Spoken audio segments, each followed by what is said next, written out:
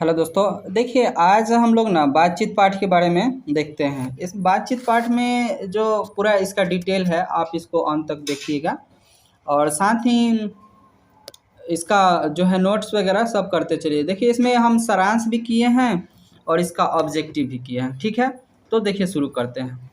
तो क्या है यहाँ पर जो बातचीत पाठ है इसके लेखक जो हैं, इसके लेखक हैं बाल कृष्ण भट्ट जी और इनका जन्म जो हुआ था 23 जून 1844 में हुआ था। वहीं पे देखा जाए तो इनका निधन हुआ था 20 जुलाई 1914 को। ये इनका निवास स्थान था इलाहाबाद, जो कि प्रयागराज और उत्तर प्रदेश में पड़ता है। ठीक है, और इनकी माता जो थी पार्वती देवी और पिता जो थे बेनी प्रसाद भट्ट, जो कि एगो व्यापारी थे। ये जो कवि थे वो आधुनिक काल के भारतेंदु युग के प्रमुख साहित्यकार थे। ठीक है, अब इसको देख लेते हैं। इनकी जो है इनकी प्रमुख उपन्यास जो है रहस्य कथा जो है नूतन है, ब्रह्मचारी है, 100 अनजान एक सुजान है, गुप्त बेरी, रसातल, यात्र उचित, दक्षिण, हमारी घड़ी, सदर्भ अभाव।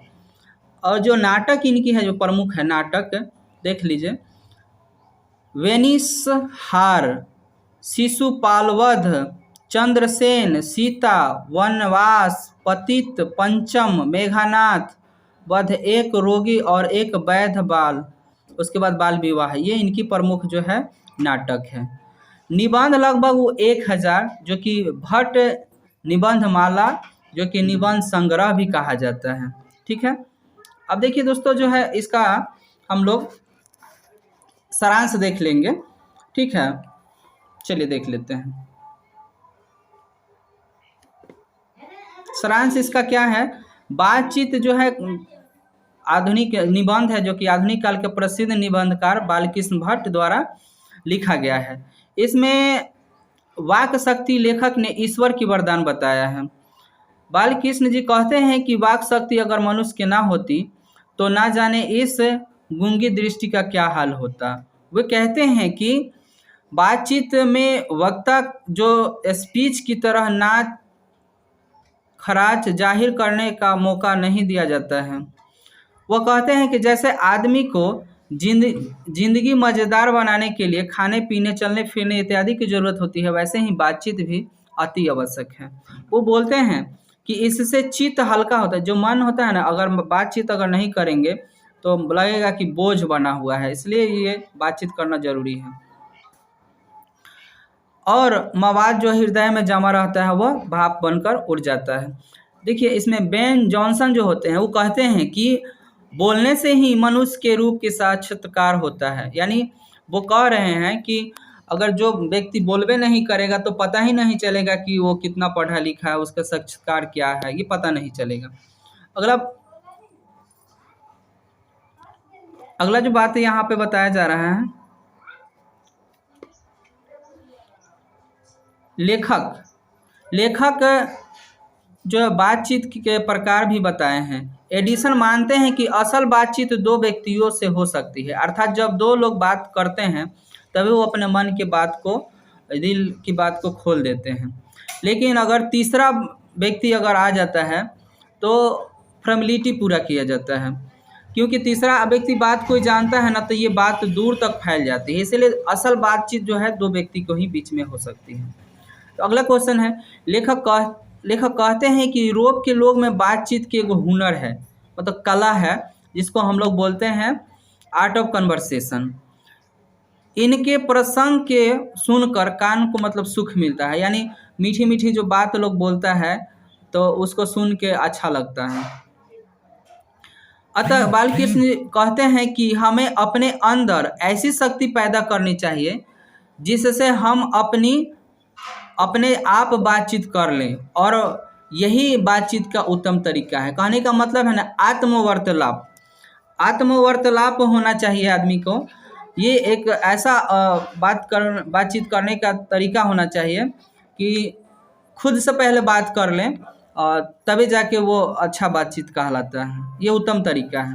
ठीक है, अब देखिए यहाँ से जो यहाँ के बाद हम लोग देखेंगे VVI जो है इसका ऑब्जेक्टिव देख लेते हैं। तो चलिए शुरू करते हैं।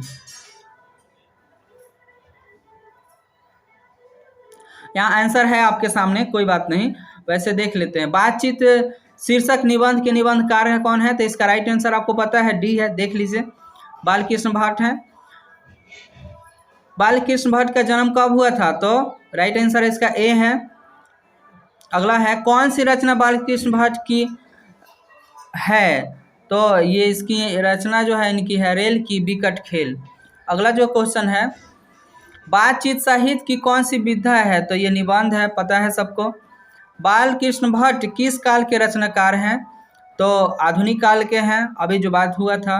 बोलने से मनुष्य के साक्षात्कार होता है, किसने कहा था? तो बेन जॉनसन कहा था, अभी देख लिए हम लोग, ए आंसर है। बालकृष्ण भट्ट ने किस पत्रिका का संपादन किया था? तो इसका हिंदी प्रदीप, बी आंसर है इसका। मनुष्य की बातचीत की उत्तम तरीका क्या है? तो इसका राइट आंसर डी है, अवाहक होकर अपने से बात करना। अगला क्वेश्चन जो है, संवाद में सबसे महत्वपूर्ण क्या है? तो इसका आंसर है आत्मीयता है। अगला क्वेश्चन जो है, संयोगिता स्वयंवर रचना है, ये किसकी रचना है? तो इसका राइट आंसर है श्रीनिवास दास को। अगला क्वेश्चन है, कौन सी रचना बालकृष्ण भट्ट की नहीं है? तो पुरुष जो है ये है ना, परीक्षा गुरु, उनकी रचना नहीं है।